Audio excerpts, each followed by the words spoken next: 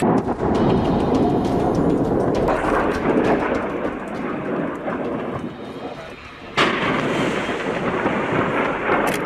Hamas नेता और फिर हिजबुल्लाह चीफ के मारे जाने के बाद भी इजराइल की मुश्किलें खत्म होने का नाम नहीं ले रही हैं। ईरान समर्थित प्रतिरोधी गुट लगातार इजराइल पर हमलावर हैं।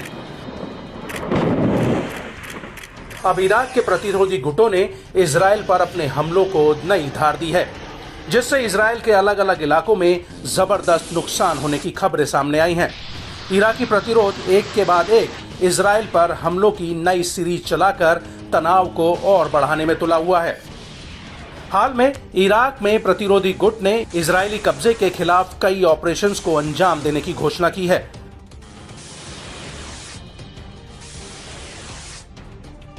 इराकी प्रतिरोधी समूह ने अपना बयान जारी कर कहा कि लड़ाकों ने ड्रोन से उत्तरी कब्जे वाले फिलिस्तीन में गोलन हाइट्स और लिबेरियस को टारगेट किया है।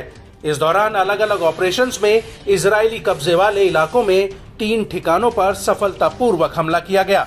इराक के इस्लामिक प्रतिरोधी समूह ने इजराइल के गढ़ को प्रबलता के साथ ध्वस्त करने और अपने ऑपरेशंस को तेज करने का संकल्प लिया है।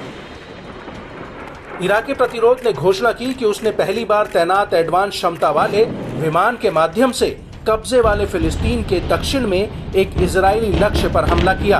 प्रतिरोध ने पुष्टि की है कि उसके लड़ाके इस तकनीक का इस्तेमाल इजरायली ठिकानों पर तेजी से हमला करने के लिए जारी रखेंगे।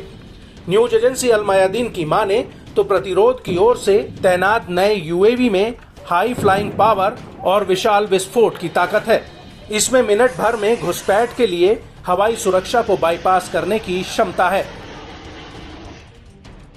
इराकी सेना ने भी इराकी प्रतिरोध के हमलों की पुष्टि की है।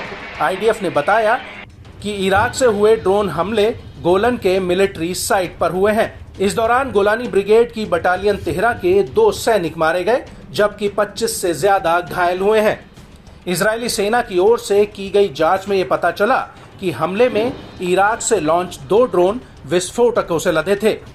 एक ड्रोन को एयर डिफेंस सिस्टम ने रोक लिया था, जबकि दूसरे कुछ मिनट बाद उत्तरी गोलन हाइट्स में एक सैन्य अड्डे पर जा गिरे। इराक के इजराइल पर बढ़ते सटीक ऑपरेशंस पर अल कासिम ब्रिगेड के सैन्य प्रवक्ता ने भी सराहना की है। अबू उबैदा ने इजरायली हमले के सामने फिलिस्तीनी लोगों का समर्थन करने के लिए इराकी प्रतिरोधी गुटों को सलाम किया है। अबू उबैदा ने कहा कि हम उनके टॉप लेवल ऑपरेशन की सराहना करते हैं, जिसने ड्रोन के साथ कब्जे वाले गोलन में इजरायली बलों को निशाना बनाया।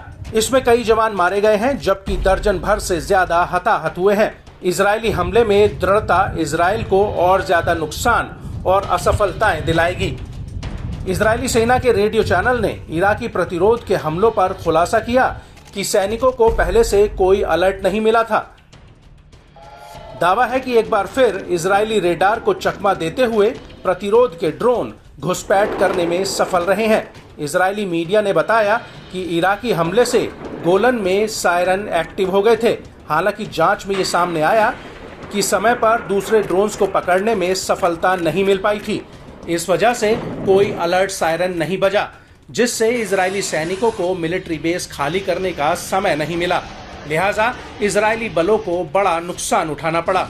इजरायली मीडिया में भी इराक के इस्लामिक प्रतिरोध की ओर से टारगेट बेस को नुकसान पहुंचाने की तस्वीरें काफी सर्कुलेट हुई हैं, जिनमें माना गया कि इराक से इजराइल को काफी खतरा है। इराक के इस्लामिक प्रतिरोध ने सैकड़ों नहीं तो दर्जनों ड्रोन और क्रूज मिसाइलें दागी हैं। बता दें कि इराकी प्रतिरोध ने इजरायली ठिकानों के खिलाफ 3 ऑपरेशंस को अंजाम दिया। प्रतिरोध ने इजरायली कब्जे के खिलाफ कई ऑपरेशंस का दावा किया है।